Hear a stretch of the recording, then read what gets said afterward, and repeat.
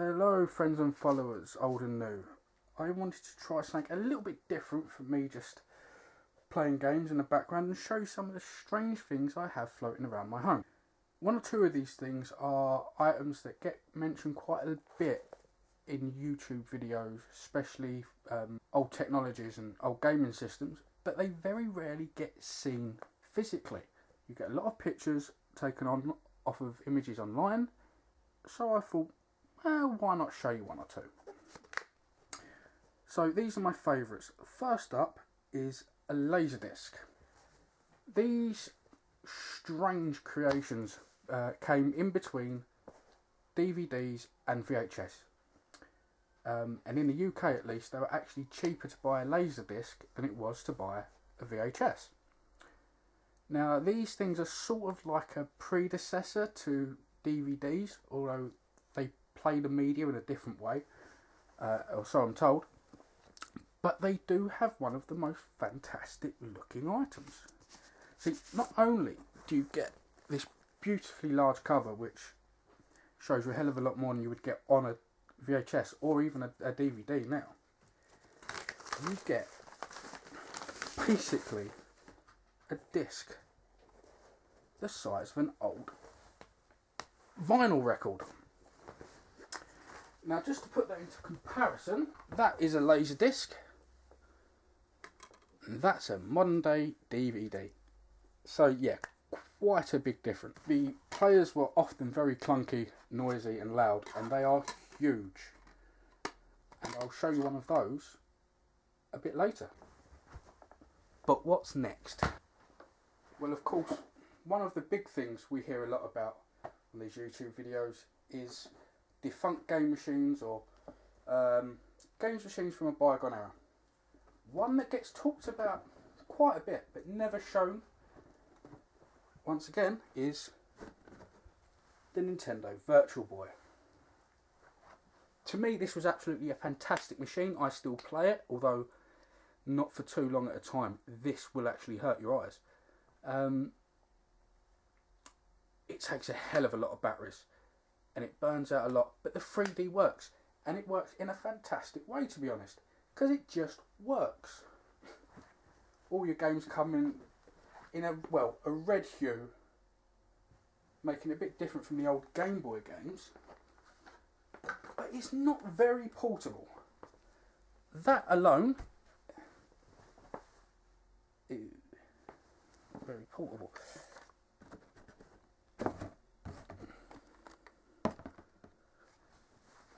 That lovely big red monstrosity right here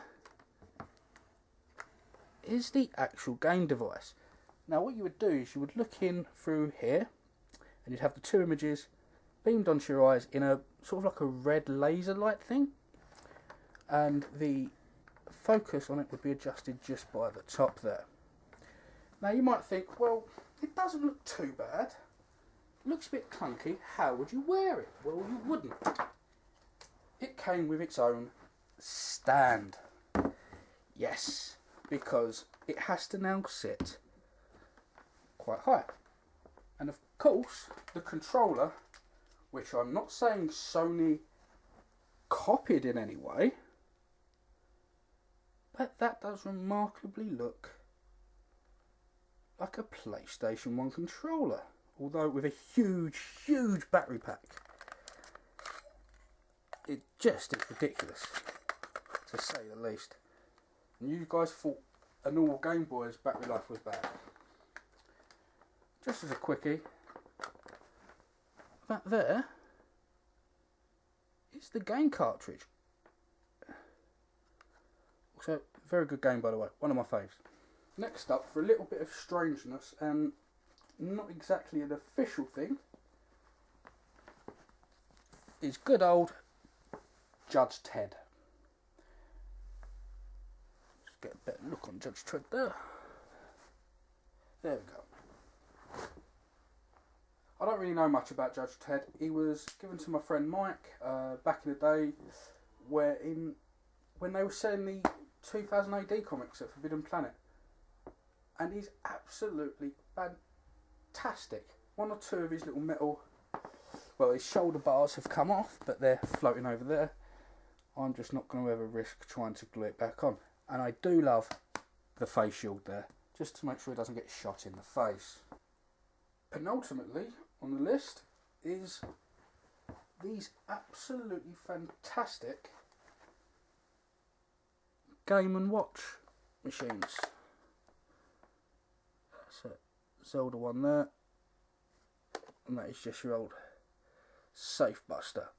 Now, what's fantastic about these is that considering they predate the Game Boy DS by at least a decade, just to prove that Nintendo's ideas are never truly gone.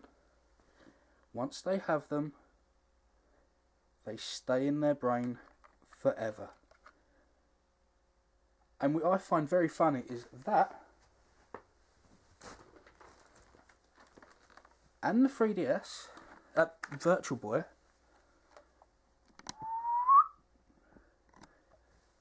both came out at roughly the same time.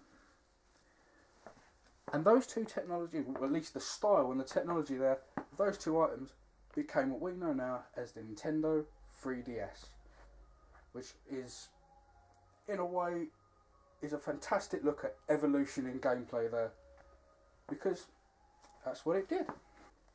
And then finally, one of my favourite things in the world, which are pop-up books. I think these things are absolutely beautiful, and the Haunted House is just the pinnacle of that. Just everything in here is a reason to smile. Just pure joy. Oh, that's for the next page, I guess. I mean, how? There we go. How could that not cheer up your day?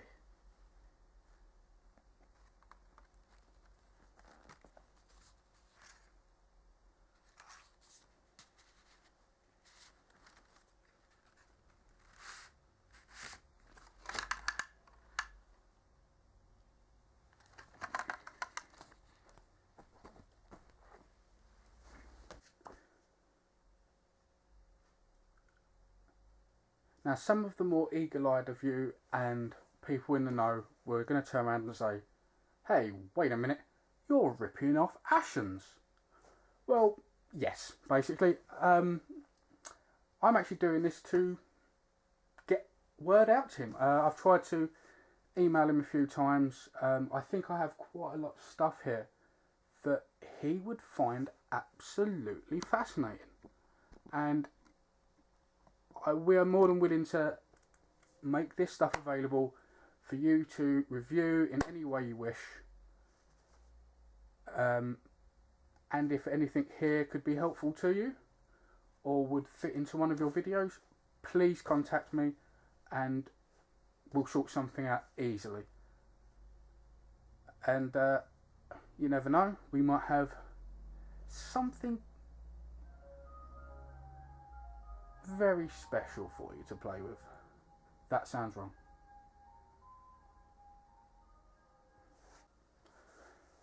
So anyway, from me, Jax Blaze, and our very simple channel, have a nice day. Love, light and peace, people.